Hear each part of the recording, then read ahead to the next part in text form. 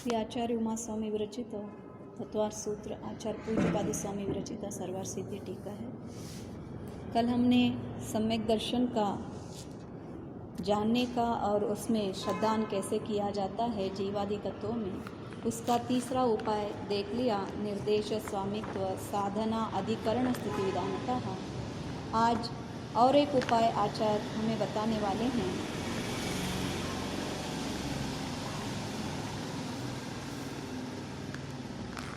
Page number है 21।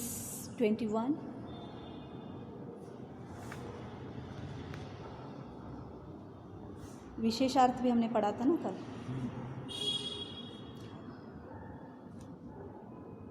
क्या इन उपर्युक्त कारणों से ही जीवादि पदार्थों का ज्ञान होता है? सेकंड पैराग्राफ 21 में। और दूसरे भी ज्ञान के उपाय है। इस प्रकार जैसा ऐसा प्रश्न करने पर दूसरे उपाय है, यह बतलाने के लिए आगे का सूत्र कहते हैं। मतलब उपर्युक्त कारणों से, पहले का जो नाम स्थापना द्रव्य भाव बताया निक्षेपों के बारे में, फिर प्रमाण नए को बताया, फिर उसके बाद निर्देश स्वामित्व साधना अधिकरण, ये 6 प्रकार का जो अधिकरण है उसके बारे में भी आचार्य ने बताया कि इससे क्या होता है, जीवादि तत्वार्थ का अथवा पदार्थ का अथवा सम्यक दर्शन आदि का ज्ञान होता है। ज्ञान होने से उसमें श्रद्धान भी होता है। तो इतना ही उपाय है क्या और कोई भी उपाय है ज्ञान करने के लिए? तो ऐसा प्रश्न पूछने पर तो और भी उपाय है, ऐसे बताते हुए आगे का सूत्र कहते हैं। ऊपर सूत्र है, सत्संख्या क्षेत्र स्पर्शन कालांतर भाव अल्प बहुत्वैश्च। सत्संख्या क्षेत्र स्पर्शन कालांतर भाव अल्प बहुत्वैश्च। सत संख्या क्षेत्र स्पर्शन काल अंतर भाव और अल्प बहुत्व, ऐसे करके 8 क्या किया है विषय अथवा अधिकरण दिए हैं। इनसे भी जो सम्यक दर्शन आदि और जीवादि तत्वों का ज्ञान होता है। सत मतलब क्या? जो अस्तित्व को सत कहा जाता है, राइट। द्रव्य क्या होता है? सत स्वरूप होता है, उसको हम सत कहते हैं, सत्ता वाले को सत कहते हैं। संख्या, संख्या मतलब नंबर्स, कितने नंबर के सम्यक दृष्टि होते हैं। अब स्वर्ग में कितने होते हैं, नरक में कितने होते हैं, और वैसे ही मनुष्य लोक में भी कितने संख्या वाले, कितने नंबर्स के क्या होते हैं, सम्यक दृष्टि होते हैं। वैसे भी क्षेत्र, क्षेत्र मतलब वही तो क्षेत्र के हिसाब से बताएंगे कौन कौन से क्षेत्र में सम्यक दृष्टि होते हैं, तो उसके बारे में। फिर स्पर्शना मतलब जो सम्यक दृष्टि होता है वो कितने क्षेत्र को स्पर्श करता है, सम्यक दर्शन के साथ कहाँ कहाँ पे घूम सकता है, उसके बारे में बताएंगे। काल, काल मतलब उनका कितना स्थिति भी हो सकता है अथवा कितने काल के डिफरेंसेस में जो सम्यक दर्शन होती है। जैसे एक बार प्रथमोक्षम सम्यक तो गिर गया, तो और एक बार प्रथमोक्षम सम्यक तो प्राप्ति करने के लिए कितना काल है अथवा अंतर है, इनके बारे में बताएंगे। भाव मतलब भाव के बारे में, भाव से सम्यक दर्शन अथवा सम्यक दृष्टि के कौन कौन से भाव होते हैं। अल्प बहुत्व मतलब कम ज़्यादा, जो इसके बारे में बताएंगे। इतने रूप से जो वस्तु का अथवा विषय का ज्ञान होता है। देखो अभी इसका विस्तार से आचार्य बहुत बड़ा विस्तार से इसका टीका किया है। सभी विषय में मार्गना के साथ गुणस्थान के साथ, हाँ हर एक को 14 मार्गना भी है और हर एक मार्गना में गुणस्थान भी है। अच्छा, कितना याद होता है हम रख सकते हैं इसमें। हाँ बहुत बड़ा है। षटखंड आगम की डायरेक्ट टीका आचार्य ने यहाँ पे दी। हाँ ये धौला से भी नहीं, उससे भी षटखंड आगम से है, क्योंकि उनके काल में धौला नहीं था ना। तो षटखंड आगम के आधार से ये सारा दोनों जो हमने निर्देश स्वामित्व वो देखा वो, और सत्संख्या क्षेत्र स्पर्शन, ये 2 में आचार्य ने षटखंड आगम का आधार लेके इसका चर्चा किया है। ये टीका आपको किसी अन्य आचार्यों के टीका में नहीं मिलेगा, ये सिर्फ पूज्यपाद आचार्य का है। सत अस्तित्व का सूचक निर्देश है, मतलब निर्देश कर रहे हैं। सत मतलब क्या? जो अस्तित्व का बताता है उसको क्या कहेंगे? सत कहते हैं। सत मतलब क्या? सम्यक दर्शन आदि का अस्तित्व है। मालूम हो ना? पहला सम्यक दर्शन के लिए अस्तित्व का ही श्रद्धान होता है, वस्तु है या नहीं है, मालूम है। तो इसका है ऐसा श्रद्धान होने के बाद ही वो किस स्वरूप का है ये प्रश्न उठता है। तो इसीलिए आचार्य ने यहाँ पे पहला रखा सत। सत मतलब अस्तित्व का सूचक निर्देश है। वह प्रशंसा आदि अनेक अर्थों में रहता है। मतलब ये सत्य जो शब्द है इसको प्रशंसा आदि अनेक अर्थों में भी लोक में उपयोग किया जाता है, लेकिन यहाँ पे इसका ग्रहण अस्तित्व रूप से ही करना है। मालूम हो गया? सत्य बोलते हैं, सत प्रमाण बोलते हैं, बहुत सारे विषयों को सत्य का उपयोग किया जाता है, लेकिन हमें उन सारे प्रशंसा आदि का उपयोग यहाँ पे नहीं है। हमें ग्रहण करना है अस्तित्व का। फिर संख्या से क्या मालूम होता है? भेदों की गणना ली है।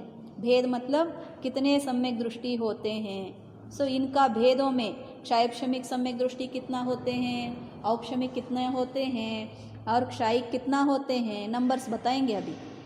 क्षायक्षमिक ज़्यादा होते हैं, क्षायिक ज़्यादा होते हैं अथवा औपशमिक ज़्यादा होते हैं, वो उसको क्या कहा जाता है? संख्या कहा जाता है। फिर वर्तमान काल विषयक निवास को क्षेत्र कहते हैं। मतलब जो सम्यक दृष्टि कहाँ रहते हैं तो उनका निवास कहाँ पे है, तो इसको बताने के लिए क्षेत्र उपयोग किया करते हैं। एक्चुअली पहले ही कहा था, हाँ, 3 जो लोकनाड़ी है उन सभी में सम्यक दृष्टि रहते हैं और लोकनाड़ी के बाहर नहीं रहते हैं, तो ये क्या है? क्षेत्र है। मालूम हो गया?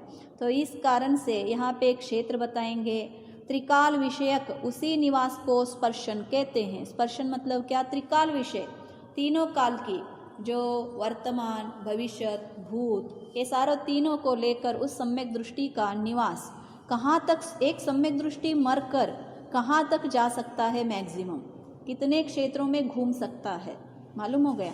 तो उसका निवास बताएंगे। मिथ्या दृष्टि कहाँ तक जाएगा, इसका बारे में जो क्षेत्र है उसका जो स्पर्शन है, मतलब उसको क्या कहते हैं? त्रिकाल विषयक उसी जीव का निवास का जो स्थान है उसको स्पर्शन कहते हैं।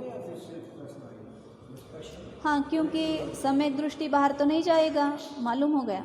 एक बार त्रसनाड़ी से भर गए, हाँ, मिथ्या दृष्टि जा सकता है। तो इसीलिए निवास को स्पर्शन कहते हैं। काल 2 प्रकार का है, मुख्य और व्यावहारिक। तो इसमें काल के प्रकार से इसमें 2 प्रकार किया है आचार्य ने, मुख्य और व्यावहारिक। इनका निर्णय आगे करेंगे। मतलब विरह काल को पहला क्या कहे? काल 2 प्रकार का है, इसके बारे में ज़्यादा आचार्य ने नहीं बताया है, आगे इसका निर्णय करेंगे। और मुख्य और व्यवहारिक ऐसे 2 रूप से यहाँ पे काल है। फिर काल का यहाँ पे अंतर, एक ऐसा जो शब्द लिखा, वो क्या कहा? विरह काल को अंतर कहते हैं। मतलब सम्यक दृष्टि बनकर सम्यक दर्शन से छूटकर फिर से सम्यक दर्शन जो प्राप्त करेगा, उसका जो मिडल का काल होगा उसको क्या कहेंगे हम? अंतर। मालूम हो गया? अथवा देखो, भाव से, कौन से भाव से जीव सम्यक दर्शन का ग्रहण होते हैं? मतलब औपशमिक आदि भावों का ग्रहण किया गया है और एक दूसरे की अपेक्षा न्यून आदिक का ज्ञान करने को अल्प बहुत कहते हैं। मालूम हो गया? ये सिर्फ निर्देश किया है, इन शब्दों का अर्थ क्या है अब आगे इसको विस्तार से बात करेंगे। भाव में जो 5 भाव है उसका लिया है, कौन सा सम्यक दर्शन, कौन सी मिथ्या तो क्या है? औपशमिक भाव है। मालूम हो गया? औपशमिक सम्यक दर्शन कौन सा भाव है? उपशम भाव है, औपशमिक भाव है। फिर जो क्षायक्षमिक सम्यक दर्शन कौन सा भाव है? क्षायक्षमिक है। ये जो भावों के हिसाब से आचार्य अभी आगे बताएंगे। और मेन यहाँ पे सम्यक दर्शन की ही बात होगा, अन्य कुछ नहीं होगा, क्योंकि हमें सम्यक दर्शन के बारे में जानेंगे। इन सत आदि के द्वार सम्यक दर्शन आदि का और जीवादि पदार्थों का ज्ञान होता है, ऐसा यहाँ जानना चाहिए।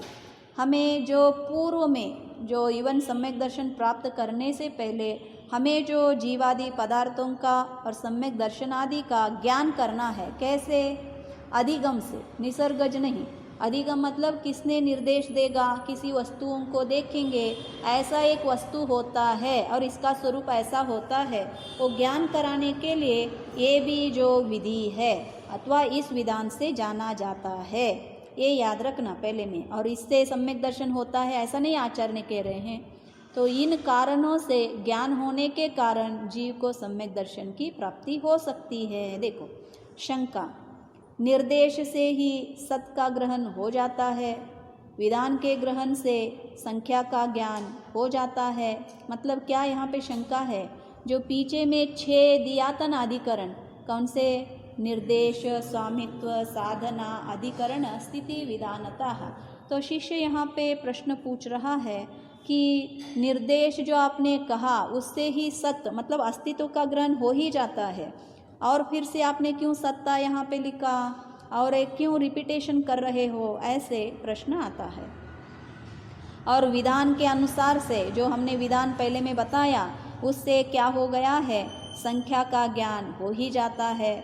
और अधिकरण जो हमने देखा उससे क्षेत्र का भी ग्रहण हो जाता है, होता है ना। तीनों लोक नाड़ी में सम्यक दृष्टि रहते हैं, और स्पर्शन का ज्ञान भी हो जाता है। और स्थिति के ग्रहण करने से काल का संग्रह भी हो जाता है, कितने काल तक सम्यक दृष्टि का स्थिति रहता है, इससे काल भी संग्रह हो जाता है। भाव का नामादिक में संग्रह हो ही गया है। फिर इनका अलग से किस लिए ग्रहण किया है? देखो, ये सारा तो पहले में ग्रहण हुआ ही है, फिर क्यों आप रिपीटेशन से और एक बार यहाँ पे इन सूत्र को लिखा है, ऐसा यहाँ पे प्रश्न है। फिर समाधान करते हुए कहते हैं, आपने जो कहा यह बात सही है कि निर्देश आदि के द्वारा सत आदि की सिद्धि हो ही जाता है, तो भी शिष्यों के अभिप्राय अनुसार तत्वदेशना में भेद पाया जाता है। मतलब शिष्यों के अभिप्राय से किसी को वो समझ में आएगा, किसी को ये समझ में आएगा, उनके बुद्धि के अनुसार, उनके अभिप्राय के अनुसार वस्तु का क्या होता है? उपदेश होता है। इसीलिए तत्व के देशना में ये भेद पाया जाता है, ऐसे आचार्य ने बताया। क्यों शिष्यों में अभिप्राय भिन्न होता है? तो शिष्य कैसे होते हैं उसको बताते हैं। कितने ही शिष्य संक्षेप रुचि वाले होते हैं। संक्षेप मतलब क्या? छोटे में बता देंगे। जैसे पहला का सूत्र बताया, सम्यक दर्शन ज्ञान चारित्राणि मोक्षमार्ग, इतना ही बस है। ऐसा जो अत्यंत संक्षेप रुचि वाला शिष्य होता है उसके लिए भी उपदेश देना पड़ता है। फिर कितने ही शिष्य कैसे होते हैं? विस्तार रुचि वाले होते हैं। उनको कितना भी विस्तार से कहने के बाद फिर उनको क्या होती है? मतलब तत्वों में श्रद्धान होता है, तो इसीलिए होता है। और दूसरे शिष्य और कैसे होते हैं? मध्यम होते हैं। वो कैसे होते हैं? न तो अति संक्षेप कथन करने से समझते हैं और न अति विस्तृत कथन करने से समझते हैं। तो मतलब कोई शिष्य ऐसे होते हैं अति संक्षेप से करेंगे तो भी नहीं मालूम होगा, और बहुत विस्तार से करेंगे तो भी नहीं मालूम होगा। बहुत विस्तार से करेंगे तो क्यों नहीं मालूम होगा? कि क्या बोल रहे हैं वही नहीं मालूम होगा, जो विषय है वही छूटा जाता है, और ये तो कहाँ पे तो चला जाता है, तो ग्रहण क्या करना है वही छूट जाता है। तो इसीलिए कभी भी जो क्या करते हैं, मध्यम से वस्तु का निर्णय किया जाता है।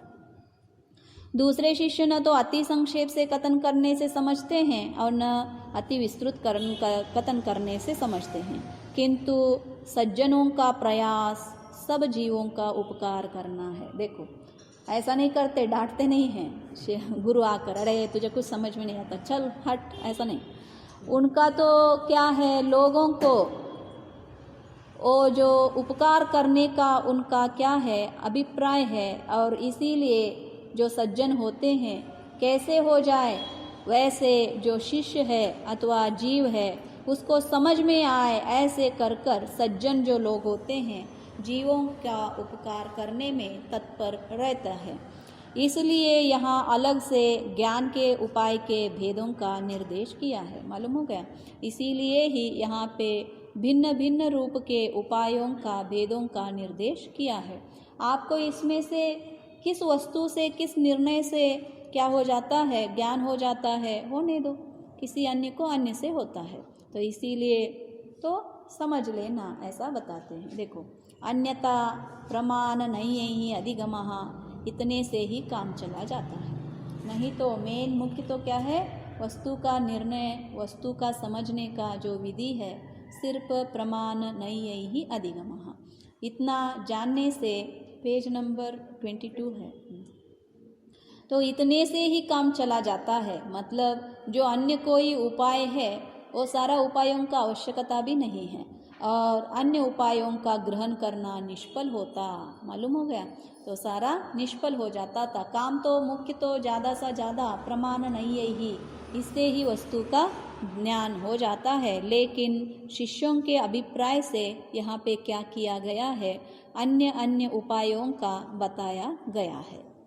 अब देखो, अब से क्या होगा, विस्तार से चालू होगा। अब देखो, अब जीव द्रव्य की अपेक्षा सत्तादि अनुयोग द्वारों का कथन करते हैं।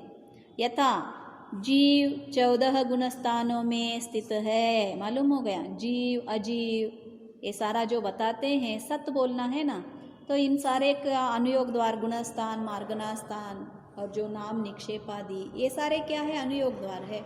इनसे अब कथन करने को आरंभ करते हैं। देखो, जो जीव है, जीव को कैसे समझे, मतलब जो जीव है वो 14 गुणस्थानों में एक ना एक गुणस्थान में स्थित रहता है। उनका नाम है मिथ्या दृष्टि, सासादन, सम्यक दृष्टि, सम्यक मिथ्या दृष्टि, असंयत सम्यक दृष्टि, संयता संयत, प्रमत्त संयत, अप्रमत्त संयत, अपूर्वकरण गुणस्थान वर्ती, उपशमक और क्षपक दोनों को लेना, उपकरण अपूर्वकरण उपशमक, अपूर्वकरण क्षपक, अनिवृत्ति बादर सांप्राय गुणस्थानवर्ती उपशमक और क्षपक, सूक्ष्म सांप्राय गुणस्थानवर्ती उपशमक और क्षपक। मैंने पहले भी कहा था आपको, जो 9 गुणस्थान को बहुत सारे आचार्य बादर संप्राय कहते हैं।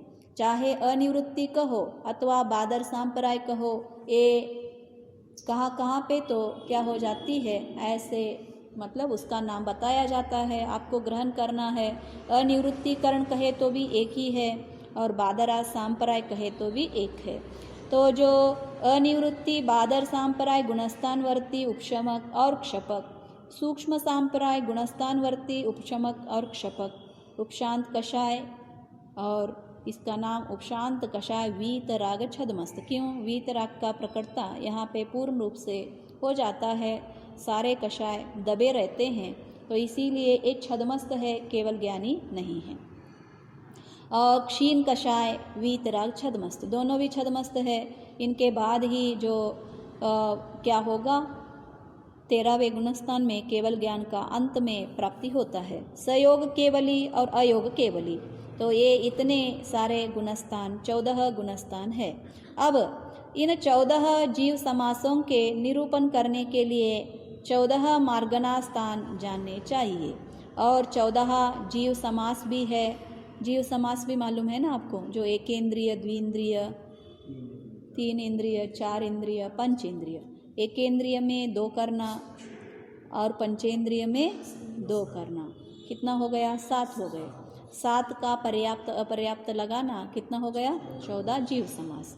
सो ये जो जीवों का इसीलिए कहा जाता है ना, जो जीव कांड में जीव कहाँ पे रहता है, उसका अस्तित्व का पहचान करने के लिए गुणस्थान, जीवस्थान और मार्गनास्थान के बात करते हैं। तो यहाँ पे जो 14 क्या है, जीव समास है, उनको 14 मार्गनास्थान में जानने के लिए जो कौन कौन से मार्गनास्थान है, मतलब गति, इंद्रिय, काय, योग, वेद, कषाय, ज्ञान, संयम, दर्शन, लेशा, भव्य, सम्यक्त्व, संज्ञा, आहार का, इतना 14 मार्गनास्थान है। अब इन 14 मार्गनास्थानों में ये 14 गुणस्थान के हिसाब से आचार्य अब कथन करेंगे।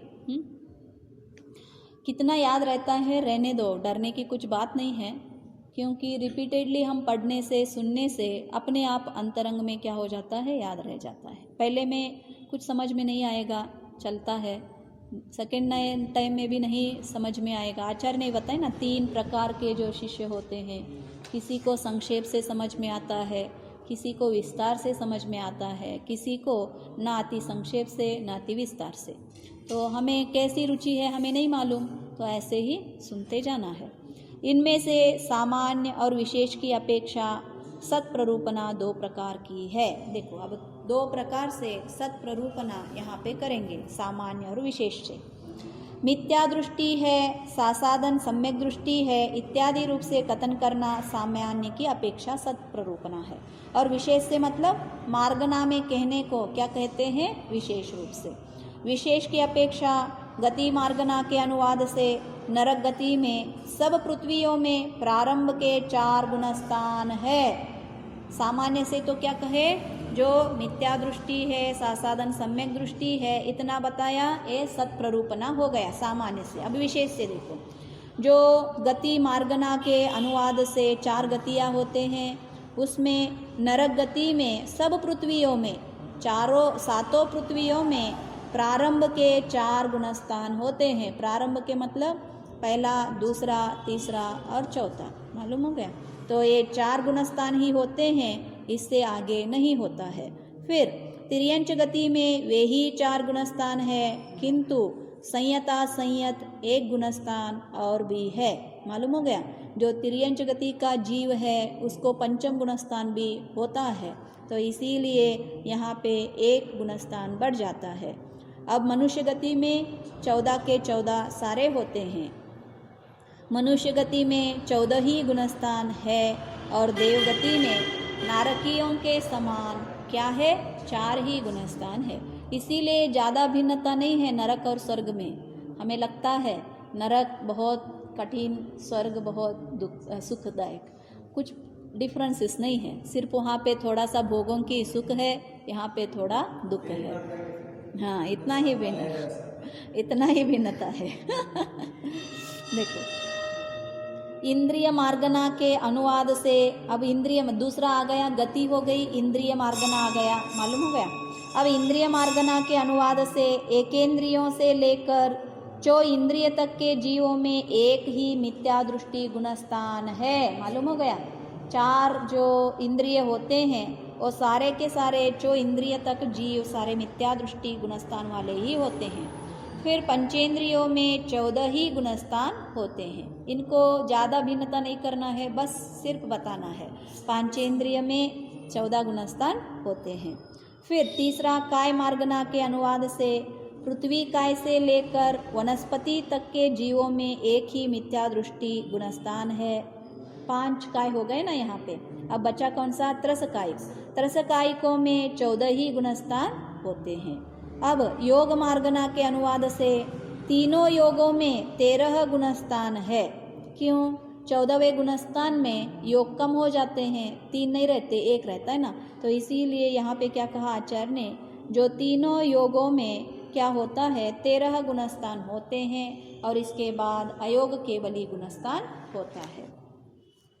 फिर वेद मार्गना के अनुवाद से तीनों वेदों में मिथ्या दृष्टि से लेकर, देखो, अनिवृत्ति बादर, कौन सा गुणस्थान है ये, अनिवृत्ति बादर मतलब 9वां, मालूम हो गया। सिर्फ अनिवृत्ति लिखा तो भी 9वां, बादर लिखा तो भी 9वां।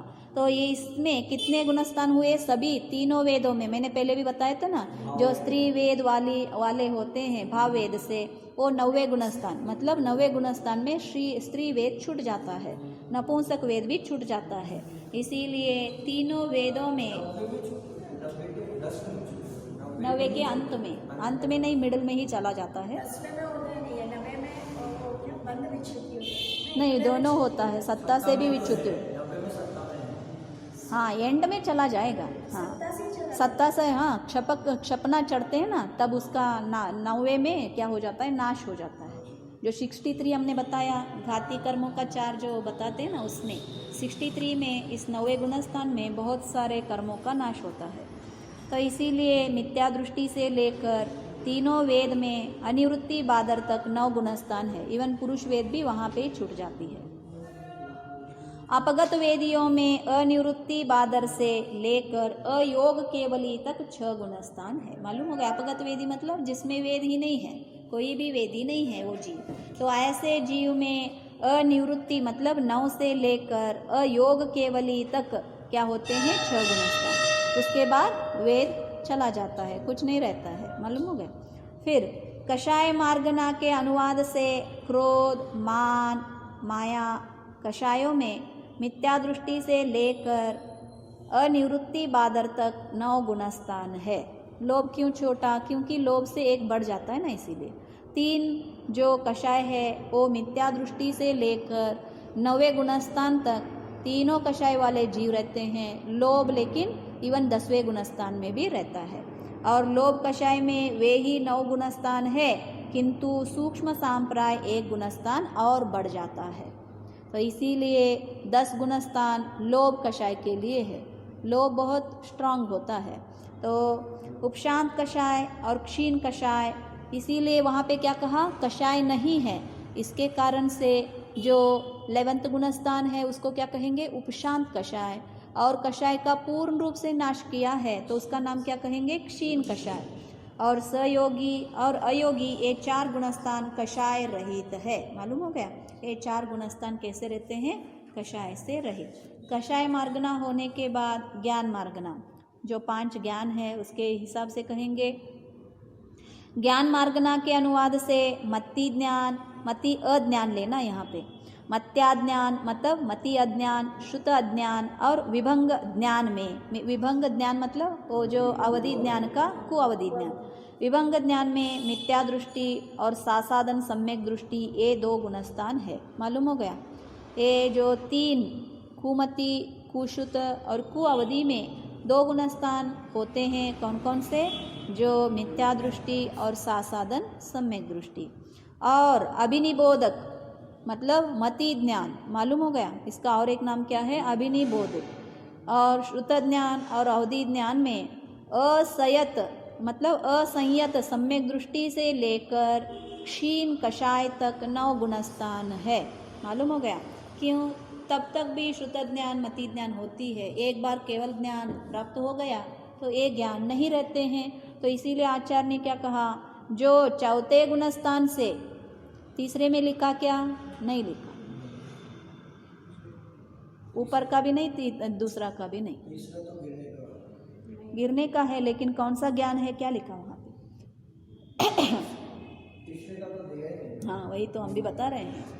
तो अभिनिबोधिक ज्ञान, श्रुत ज्ञान और अवधि ज्ञान में असंयत सम्यक दृष्टि से लेकर क्षीण कषाय तक 9 गुणस्थान है। और मन पर्याय ज्ञान में प्रमत्त संयत से लेकर क्षीण कषाय तक 7 गुणस्थान है। प्रमत्त मतलब 6वें गुणस्थान से लेकर कहाँ तक? 12वें गुणस्थान तक मन पर्याय ज्ञान होता है। तो इसीलिए कहा है मन पर्याय ज्ञान सम्यक दृष्टि को ही प्राप्त होता है, मिथ्या दृष्टि हाँ मुनियों को ही होता है, श्रावकों को अथवा नीचे गुणस्थान वालों को नहीं होता है। केवल ज्ञान में सयोग और अयोग ये 2 गुणस्थान है। केवल ज्ञान का जो सयोग और अयोग ये गुणस्थान है। और अवधि ज्ञान चाहे 4थे से स्टार्ट होता है, कहाँ पे भी हो सकता है। मालूम हो गया? कुअवधि ज्ञान मिथ्या दर्शन में मिथ्या दृष्टि को और सासाधन को होता है।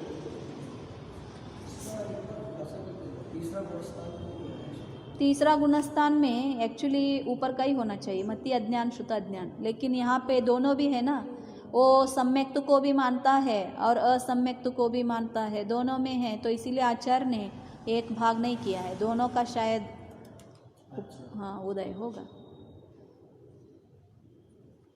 संयम मार्गना के अनुवाद से प्रमत्त संयत से लेकर अयोग केवली गुणस्थान तक संयत जीव होते हैं। मालूम है ना?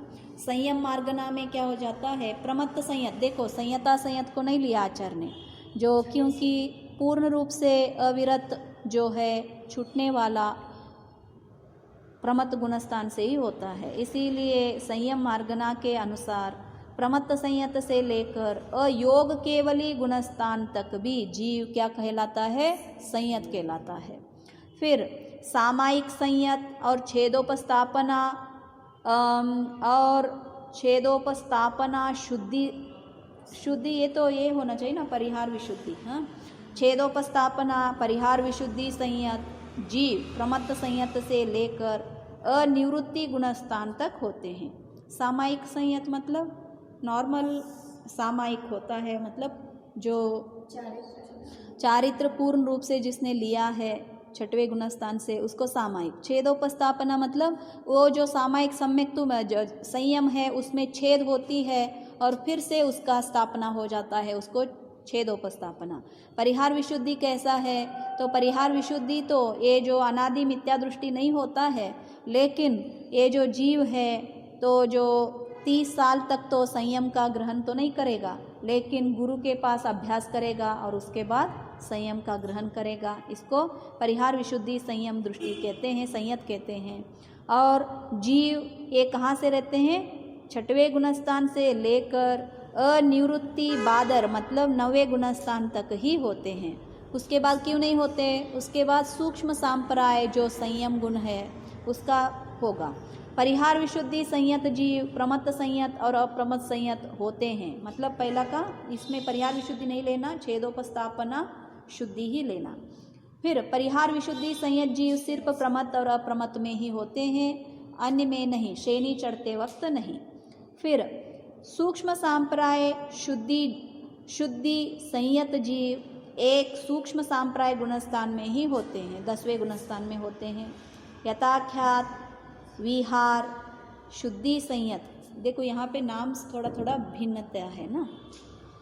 यथाख्यात विहार शुद्धि संयत जीव उपशांत कषाय गुणस्थान से लेकर अयोगी केवली गुणस्थान तक होते हैं। मतलब उपशांत कषाय, क्षीण कषाय, सयोग केवली और अयोग केवली 4 गुणस्थान में ये जो यथाख्यात चारित्र है उसको कहते हैं। कोई कोई तो 4थे गुणस्थान में ही यथाख्यात कहने लगे हैं, ये नहीं होता है, मालूम हो गया। हम कहने से कुछ नहीं होता है, जो है वो है। हमें कुछ भी कहने लगे। हाँ, यथाख्यात का अर्थ क्या है? जो जीव का सच्चा स्वरूप का चारित्र है, उसका पूर्ण रूप से जिसका प्रकट हुआ है उसको चारित्र कहा जाता है। और चारित्र को भंग करने वाला कौन कौन से हमने देखा था? जो है कषाय और योग मुख्य रूप से। और ये जो कषाय और योग पूर्ण रूप से कहाँ पे चला जाता है उसको क्या कहेंगे? कषाय ही मेन है, तो कषाय जाने को क्या कहते हैं? यथाख्यात। संयता संयत जीव एक संयता संयत गुणस्थान में ही होता है, इसीलिए इसको भिन्न रूप से लखा। एक ही गुणस्थान इसका होता है, तो वो क्या है? 5वें गुणस्थान, वो है संयता संयत।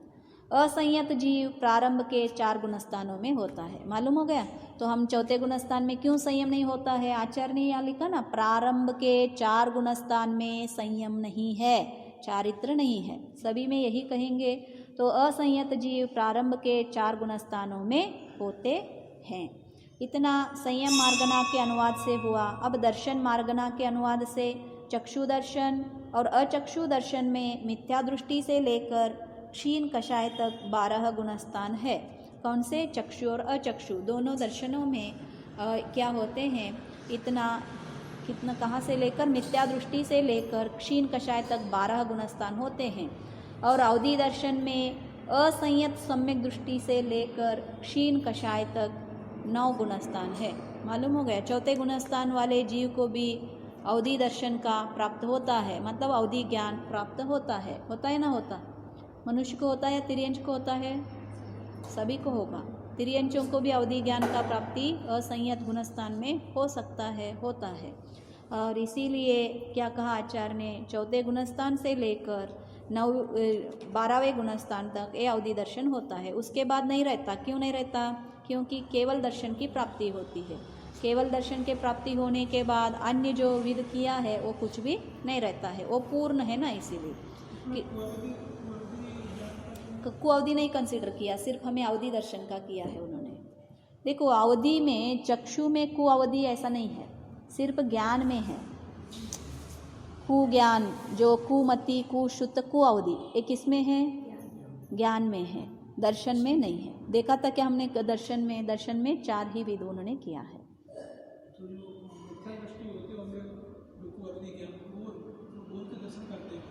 अवधि दर्शन से ही अवधि ज्ञान होगा उनका। दर्शन में बाधा नहीं है ना जीव को। देखो दर्शनोपयोग और ज्ञानोपयोग 2 उपयोग है, मालूम हो गया। दर्शन क्या करता है? सामान्य का अवलोकन करता है। प्रॉब्लम हमारी कहाँ पे है? ज्ञान में है, ये याद रखना। हाँ, एनालिसिस जो सत्ता का अवलोकन तो सामान्य से हो रहा है, उसमें कु और सही कु क्यों कहा?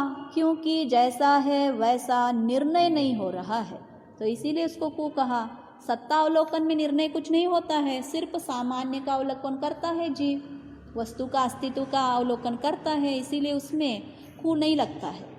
विशेष ज्ञान में हमारी क्या हो जाता है, जैसा है वैसा नहीं करता है, उसमें ही विमोह, विभ्रम और संशय 3 आएंगे, इसीलिए बाधा है। तो इसीलिए इसको कु अवधि नहीं लगाया है।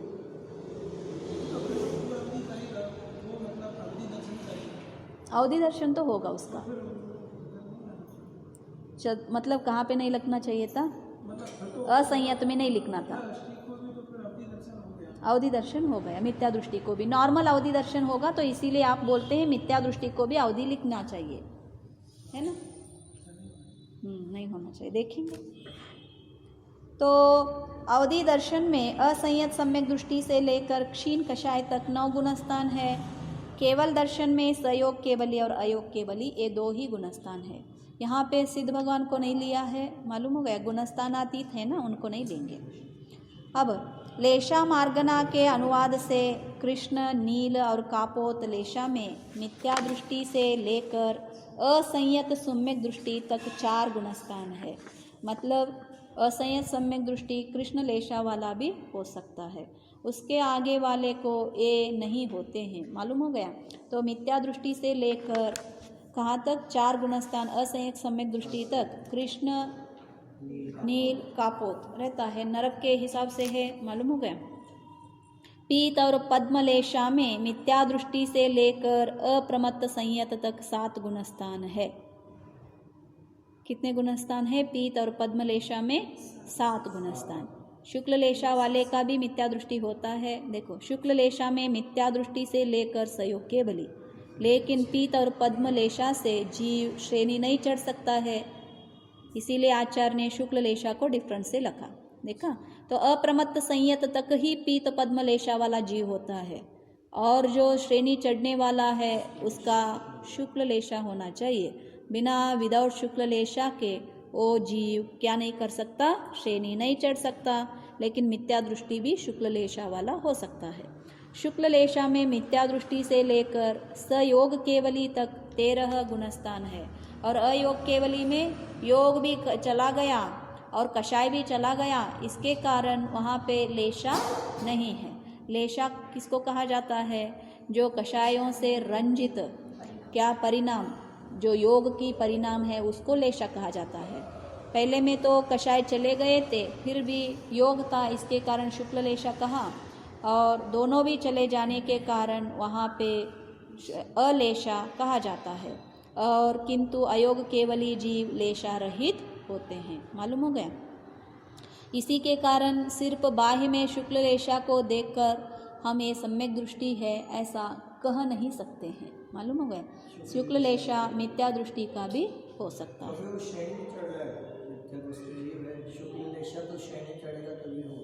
ऐसा कुछ नहीं है, ऐसा नहीं कहा वहाँ पे। उन्होंने क्या कहा, देखो, मिथ्या दृष्टि से पीत पद्म लेशा मिथ्या दृष्टि से लेकर, हाँ, जो श्रेणी चढ़ने वाले का जीव का लेशा कंपलसरी शुक्ल लेशा होगा, ऐसा बता। हाँ, देवों की अपेक्षा नहीं, मनुष्य लोक में भी शुक्ल लेशा वाला जीव रहता है।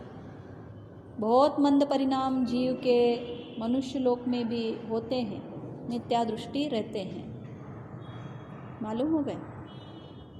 और कृष्ण लेशा वाला याद रखना, नील और कापोत 4 से आगे नहीं जाएंगे। और कोई मुनि है और कृष्ण लेशा वाला लगने लगे हैं तो नहीं होते हैं। ये लेशा बदलता नहीं है, जन्म से रहती है। ये भी जीवों को जैसे भाव मिला वैसे ही लेशा भी मिलेंगे। हाँ, देखो, जो क्रूरी जीव रहता है वो हमेशा क्रूरी ही रहता है, देखा है आपने।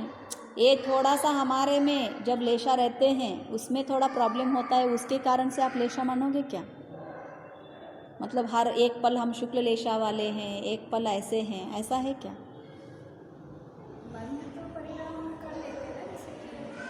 देखो, आप कैसे डिफाइन करते हो एक व्यक्ति को। सामान्य से उसका जो बिहेवियर रहता है, एटीट्यूड रहता है, ये आदमी इस रूप का ही है, होता है ना, ग्रहण होता है।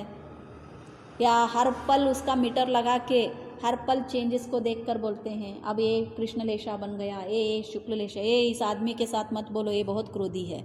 उस समय वो क्रोध करता रहता है क्या? नहीं करता है। फिर भी उसका डेफिनेशन ऐसा ही होता है ना, जल्दी से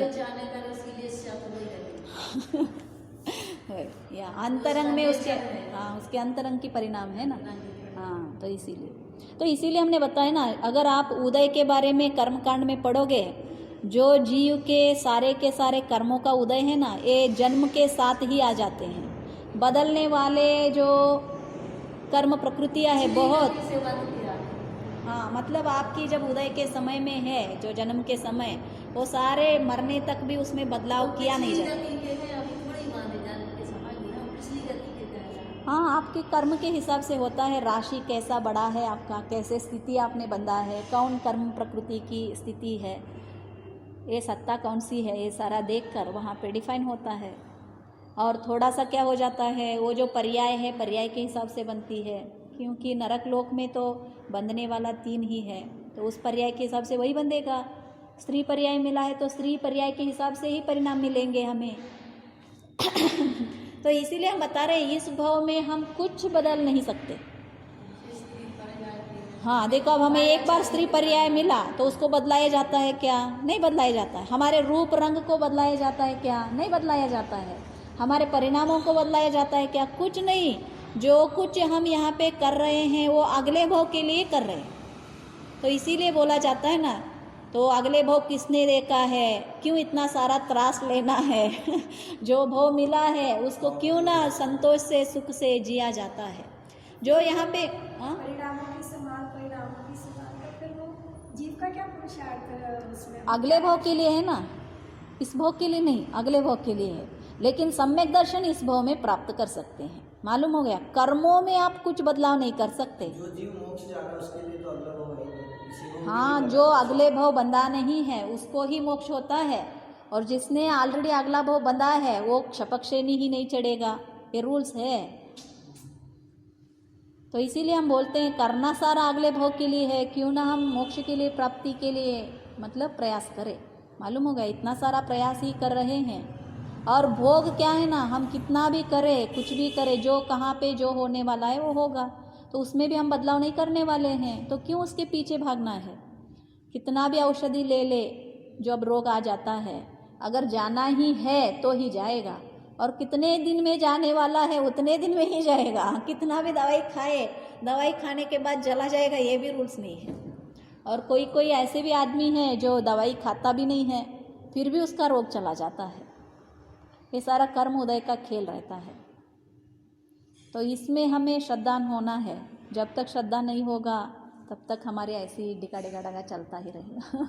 तो उसके लिए आचार्य यहाँ पे बता रहे हैं। देखो, अब भव्य मार्गना के अनुवाद से, भव्यों में 14 गुणस्थान होते हैं, किंतु अभव्य पहले ही गुणस्थान में पाए जाते हैं। जो अभव्य जीव है वो मिथ्या दृष्टि से लेकर कभी सम्यक्त्व की प्राप्ति ही नहीं होने वाला है उसको, तो ये इसीलिए उसको एक ही गुणस्थान रहता है। ये सत्य की बता रहे हैं, मतलब अस्तित्व, कौन कौन से मार्गना में कौन कौन से गुणस्थान वाले जीव रहते हैं। फिर सम्यक्त्व मार्गना के अनुवाद से शायिक सम्यक्त्व में असंयत सम्यक दृष्टि से लेकर अयोग केवली तक 11 गुणस्थान है। मालूम हो गया? मतलब शायिक सम्यक दृष्टि जीव रहता है, उसमें कितने गुणस्थान होते हैं? चौथे से लेकर अयोग केवली, मतलब 13वां 14 गुणस्थान सारे के सारे होते हैं, इसीलिए 11 गुणस्थान है। और क्षायुक्षमिक सम्यक्त्व में कहाँ से कहाँ तक? 4 से 7, इससे मैक्सिमम नहीं होता। सो असंयत सम्यक दृष्टि से लेकर सिर्फ अप्रमत्त संयत तक 4 गुणस्थान ही होते हैं। उसके आगे जाने के लिए कंपलसरी उपशम सम्यक दृष्टि होना चाहिए, नहीं तो क्षायिक सम्यक दृष्टि। औपशमिक सम्यक्त्व में असंयत सम्यक दृष्टि से लेकर उपशांत कषाय तक 8 गुणस्थान होते हैं। आगे के नहीं होंगे, क्योंकि 11वां तक ही ये चढ़ सकता है, उसके नीचे पीछे नहीं। और सासाधन सम्यक दृष्टि में सम्यक दृष्टि और मिथ्या दृष्टि अपने अपने गुणस्थान में होते हैं। मतलब इससे क्या मालूम हो गया आपको? सासाधन सम्यक दृष्टि का एक गुणस्थान है, और सम्यक मिथ्या दृष्टि का एक गुणस्थान है तीसरा, और मिथ्या दृष्टि एक गुणस्थान अपने अपने गुणस्थानों में होते हैं। तो अन्य में भिन्नता है। क्षायिक में कितने होते हैं? 11 होते हैं। क्षाय उपशमिक में 4 होते हैं। उपशांत में 8 गुणस्थान होते हैं। और संज्ञा मार्गना के अनुवाद से संज्ञियों में क्षीण कषाय तक 12 गुणस्थान है। मतलब जो संज्ञा का प्राप्त किया है वो क्षीण कषाय तक, क्योंकि उसके बाद असंज्ञ हो जाता है, संज्ञा नहीं रहता है जीवों को, सारा गया ना, जो मैथुन परिग्रह ये सारा चला जाता है। तो अनुवाद से संज्ञियों में क्षीण कषाय तक 12 गुणस्थान है। असंज्ञियों में एक ही मिथ्या दृष्टि गुणस्थान है। संज्ञ और असंज्ञ इस संज्ञा से रहित जीव सयोग केवली और असयोग केवली इन 2 गुणस्थानों वाले होते हैं। फिर संज्ञ मतलब यहाँ पे मन से लेना, जो मन के साथ क्षीण कषाय तक होते हैं। संज्ञियों में कहाँ से लिया? संज्ञा मार्गना। हाँ, संज्ञियों में क्षीण कषाय तक मतलब सारे 12 गुणस्थान 1 से 12। असंज्ञियों में सिर्फ मिथ्या दृष्टि होता है। और संज्ञ असंज्ञ इस संज्ञा से रहित जो जीव कौन होते हैं? सयोग और अयोग केवली। आहार मार्गना के अनुवाद से क्या लेना? आहारकों में मिथ्या दृष्टि गुणस्थान से लेकर सयोग केवली तक 13 गुणस्थान होते हैं। देखो कौन से में? आहारकों में। आहारक मतलब पर्याप्त और अपर्याप्त के हिसाब से लेना, मालूम हो गया। तो सयोग केवली तक 13 गुणस्थान होते हैं। और विग्रह गति को प्राप्त अनाहारकों में मिथ्या दृष्टि, सासादन सम्यक दृष्टि और असंयत सम्यक दृष्टि ये 3 गुणस्थान होते हैं। मालूम हो गया। विग्रह गति मतलब जो जीव मरकर आगे भोग के लिए जा रहा है उसको विग्रह गति कहा जाता है। वहाँ पे वो क्या रहता है? अनाहारक रहता है। तो अनाहारक अवस्था में कौन से गुणस्थान रहते हैं? मिथ्या दृष्टि, सासादन सम्यक दृष्टि और असंयत सम्यक दृष्टि। मतलब सम्यक के साथ भी जीव अगले भव में जा सकता है, इसीलिए 3 गुणस्थान यहाँ पे होते हैं। और तीसरे गुणस्थान में मृत्यु नहीं होता है, ये मालूम है ना। तो इसीलिए तीसरे गुणस्थान से भी मृत्यु नहीं होने के कारण तीसरा गुणस्थान नहीं चला जाता। तथा समुद्घात केवली, सयोग केवली और अयोग केवली जीव भी अनाहारक होते हैं। मालूम हो गया। उन अनाहारक अवस्था में सिद्ध और मतलब 2 गुणस्थान जो समुद्घात, सयोग केवली और अयोग केवली ये भी यहाँ पे होते हैं। फिर सिद्ध परमेष्टि गुणस्थानातीत है। इस प्रकार सत्प्ररूपणा का कथन समाप्त हुआ। ये क्या कहे? अभी अस्तित्व का बताया, कौन कौन से मार्गना में कौन से गुणस्थान होते हैं और कितने कितने रहते हैं। अब संख्या का प्ररूपणा कल होगा, कल देखेंगे। कितना याद है उतना याद रखना है, एटलीस्ट एक पिक्चर आ जाता है। जावानी के ज्ञान से सूचे लोकालो, सोवानी मस्तक नमो सदा दे तोड़ो। ए जिनवानी भारती तो है जपो दिन रे, जो तेरे शरणा गए सो पावे सुख चैन।